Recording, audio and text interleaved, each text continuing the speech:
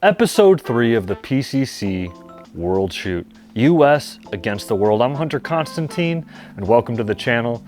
I appreciate you guys so much, and the massive amount of support that I've seen from you guys since we launched the Constantine carry belt has allowed us to produce content like this and bring to you some of the top shooters in the world competing for the world title. Gear is always a hot topic when talking about competition. People want to know what guns people are running, what optics they're using, the ammo.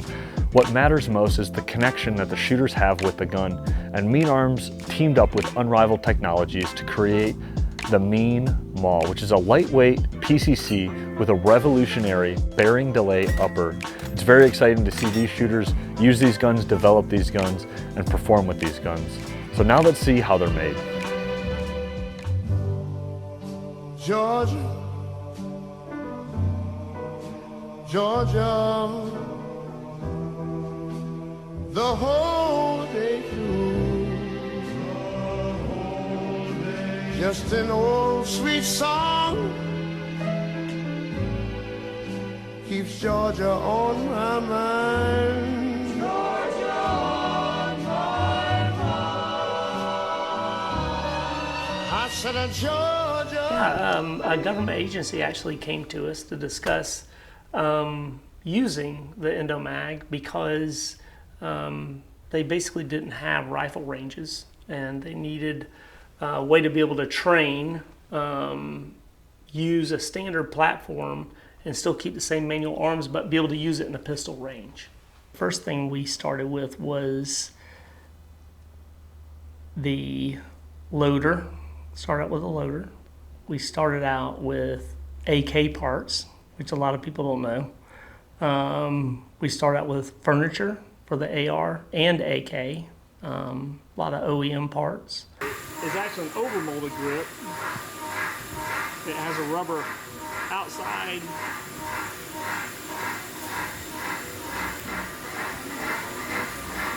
Where it's a brace. 2008, economy completely tanked. We were all hungry and needed a way to be able to produce income. We actually built at the time a simulated propane 50 cal machine gun, and at that time I didn't know you could own a machine gun. And when I saw that, I had to look up to find out whether or not you could buy a machine gun or not. Once I saw how much a 50 cal machine gun was, I knew I could make that because it was nothing but sheet metal and a piece of pipe. That's it. After 2008, after I found out the value in what you could do with a firearms license or firearms manufacturing, I acquired the license, and an unfortunate event happened in the U.S. It's believed at this hour, and it's been confirmed to ABC News by state police there in Connecticut, that 2 shooters were initially believed involved in the mass shooting. One of those shooters now dead. What's not been confirmed is whether or not that gunman took his own life or whether or not there was something that ensued after authorities Out of that came a lot of fear-mongering that occurred, a lot of controversy between it, and a lot of people flooded into the firearm world to protect their rights as firearm owners. That really changed the firearm industry. It accelerated huge amounts of progress that was happening in the firearm industry. Actually, the bearing delay came about because of safety. We wanted a safer platform to be produced for shooters, and we saw that the current platforms had issues with that. Well, this one came very late. This was the actually the nut, the bolt that I'd shown you that makes it a lot faster and more efficient to put together an AR stock. This was another California type deal. This one was kind of cool because you can actually see the lifting portions of it and the bolt and the actions. This is a magazine that is completely open out the bottom. So you can take a handful of rounds, stick it in the bottom of the magazine, you push 5 or 6 in, and then technically you can lock the magazine to the receiver, but you can just keep pushing rounds in the bottom of it. So you don't have to open it to load from the top. You can just load it from the bottom. And it actually goes into a PMag, and it picks a 5.56 round up and moves it up through the magazine every time. It's kind of like a belt fed a little bit essentially, but it's mechanically driven. Follower for the Endomag, we had some features and stuff that were done there. Blowback, 9mm, adjustable weights to be able, and the spacer, because I talked to you about what had happened with some of the blowbacks. People were running carbine buffers with standard weight, or not standard weight, blowback carriers, which that's a no-no. Nobody should do that. So we built a weight that was adjustable with tungsten weights and the spacer to be able to accommodate people that already had carbine buffers. So that made everything a lot easier. So this actually is not leading up to it, but this was the funnel for the loader, which is back up on that wall. This was actually just a pivot pin that we came up with that had a hole that entered through the front that just made assembling them a whole lot easier. Lower receiver, design patent, trigger patent, low friction, low mass carrier design. And here we have the bearing delay. At the time, this is the roller delay, but the bearing delay is actually rolled up into the same patent with multiple iterations in it. A blowback is a direct blowback system. There is no delay. The only thing that is keeping the delay is the mass of the whole entire system, which creates large amounts of recoil, a lot of moving mass. It takes a lot to stop it and to get it started. So you have a lot of movement with the firearm. With a bearing delay, you actually can slow that system down, not have it travel so fast, and you can make the system lighter, which is a more controlled cycle in the firearm. And so we look to the MP5 for inspiration to find a better way to actually make something that would, one, be safer, and two, actually cycle better. Whoa. Yeah. Whoa. What you call an icon living? Start a record label, Misfits just did it. Nylon cover 5 minutes. Whoa. We are too hot in the business. About to make a movie independent. Need new trucks independent. I need you to listen to the vision. All your verses sound like dirty dishes. I'm about to clean them in the kitchen. And we making money by the minute. I'm about to Zach came to SHOT Show one year. Our salesman out in Vegas had actually, I think Zach, he might correct me on this, but Zach reached out to Tommy and talked to Tommy a little bit about, I guess it was our carrier or SAR system or something. So he came to SHOT, met us at SHOT Show, and showed us his buffer system. Me being the engineer and the designers of the bearing delay, I loved the way his basically his buffer system worked. Unrivaled buffer system. Very impressed with it. It was something I had thought about before, and I said, you know what, you mind if I have one of those? He goes, sure. He goes, take it, go ahead. And so I ended up taking it, took it back to the shop, and actually used it on the bearing delay for the first time. I told him while we were at the show, I said, have you seen our bearing delay? And he goes, yeah, I saw it a few years back and it quite wasn't refined. I think somebody had one of our roller delays at that time, not bearing delay. And so I took the bearing delay out, kind of showed it to him and stuff, and I said, hey, let me send you one of these so you can shoot it. So he goes, sure. So sent the bearing delay out to him. He got a hold of it, shot it a little bit, called me up, and he goes, hey, this thing's unbelievable. I love the way it shoots. Do you think you could make some modifications to it? And I said, well, what kind of modifications are you talking about? And he says, well, maybe we could lighten the carrier a little bit if that's possible. I said, I mean, sure, we can do that. He said, okay. And I think it was probably the next day after that, he sent me a text photo, and he had chopped our carrier all to pieces. All that time, all that work, all that effort, and he just chopped it all up. Zach, what are you doing, man? What we've found has been really unique working with Me and Arms is how much they just embrace this competition world. In fact, like one of the owners of the company, I think some of their employees, they're even going to Europe, not even to shoot, just to, kind of check up on the competitors. It's, it was just really It's like unique. having a racing team. They went full on. They like saw the shooting. They came out to PCC Nationals, and like it was like having a pit crew there. And I think it's because they came from like a racing background, and they like immediately just like knew what to do. And it's cool. They're coming out. Yeah, they're gonna be there for just us. seeing that kind of interest and support. I mean, you know how it is in the gun industry. Yeah, and I would be willing to bet money one of these guns is gonna win that. Yeah, which is pretty crazy for a completely new platform. Yeah, like this thing was not available to the public. Maybe a month ago. Yeah. Kyle and Zach, I think, dragged Max into it. And once Max came into the picture, there was kind of some reluctancy. Is that the correct word? Yeah. He was kind of reluctant on us. He wasn't sure about the system.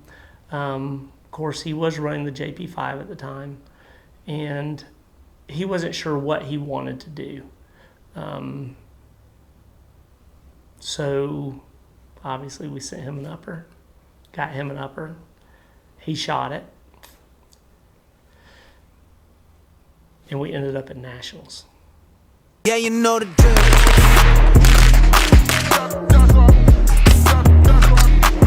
You know the drill.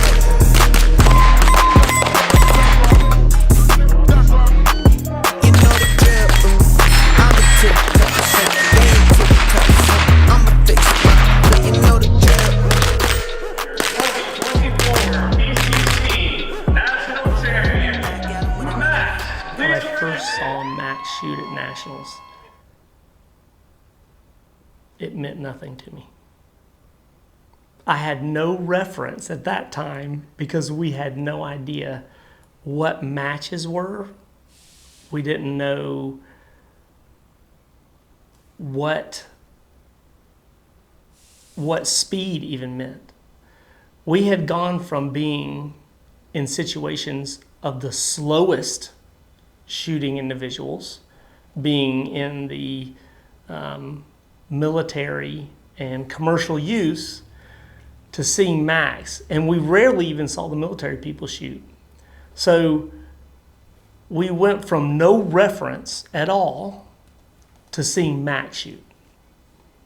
So we really had no reference of what was good and what was bad. After Nationals was won, it was kind of surreal. I didn't understand going into Nationals what it took for a firearm to perform at the level that Max was having to use it until the second day. I didn't understand. I had no idea how close the competition was and how a single hiccup of a jam, a bad cartridge, a bad magazine, anything could separate such a gap between first and third in any match. Everything has to run perfect. And we were able to do that at Nationals. We still don't understand what happened. I understood the level of performance that we had to achieve to be able to do what we did. But I did not understand what the repercussions of winning Nationals was and how that would affect me, our growth,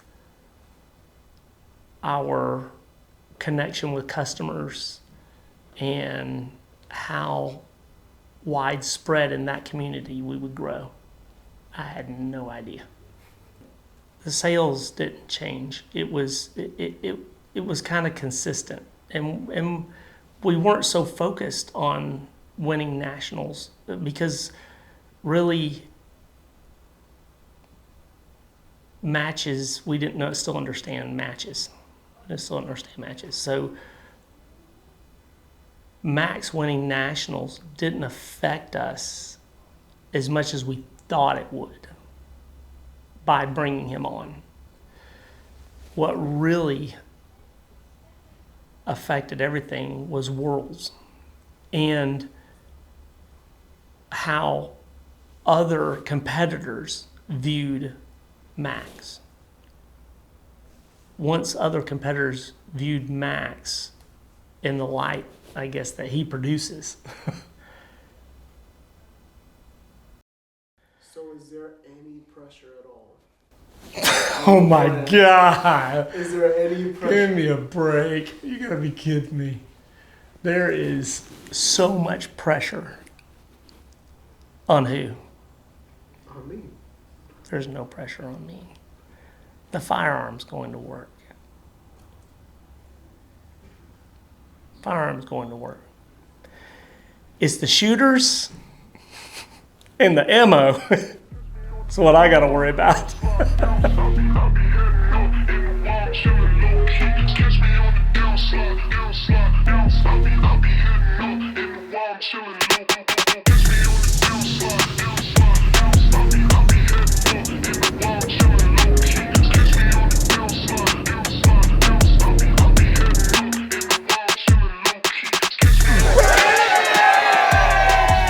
Again, what country are you from?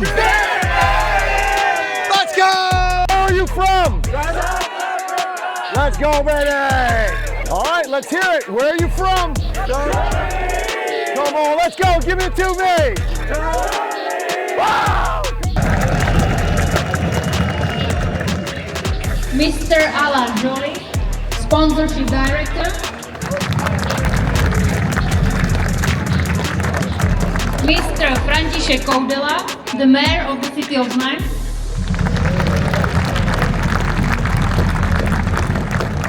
And Mr. Martin Novotný. All right, here we go. We're walking into opening ceremony here in Czech for the PCC World Shoot. Let's get after it. I'm gonna show you guys a little bit about what the experience is for me right now. It's been pretty awesome so far. Like, there is so many countries. This is the most foreign shooters I've ever seen, obviously shooting in America. So let's check it out. All right, boys, let's go. Where are you from? Come on, let's go on camera. Where are you from? Where are you from? Come on, tell me. Let's go. See the Spaniards. Let's go. Hey, Slovakia, you got to learn from these guys. Where are you guys from? Where are you from again? Hey, let's go. All right, where are you guys from? Let's hear it. Come on, we got to do better than that. Where are you from? Wow! Let's go! Look at these scragglers over here. All right, let's go. All right, here we go. Red, white, and blue, bring it in. Wow! Where are we from? Oh, come on, those guys kicked our ass. Where are we from? Let's go! You guys got to know I got to be the idiot to be the loudest one on the country, baby. Woo! You're gonna win. That's it. Look, you know this guy right here. This guy right here really hates it I'm that loud.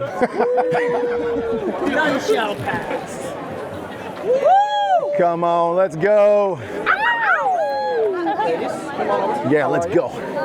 Look at this. I got to talk to this one right here. All right, how you feeling? I feel good. I'm ready to get this thing started. Yeah. I cannot tell you how ready I am to stop being here and start shooting. I think most people can agree. I was like, I'm so ready to shoot. Numero UNO, me and Drizzy like the Super Bowl, man. Then it big as the what? Big as the what?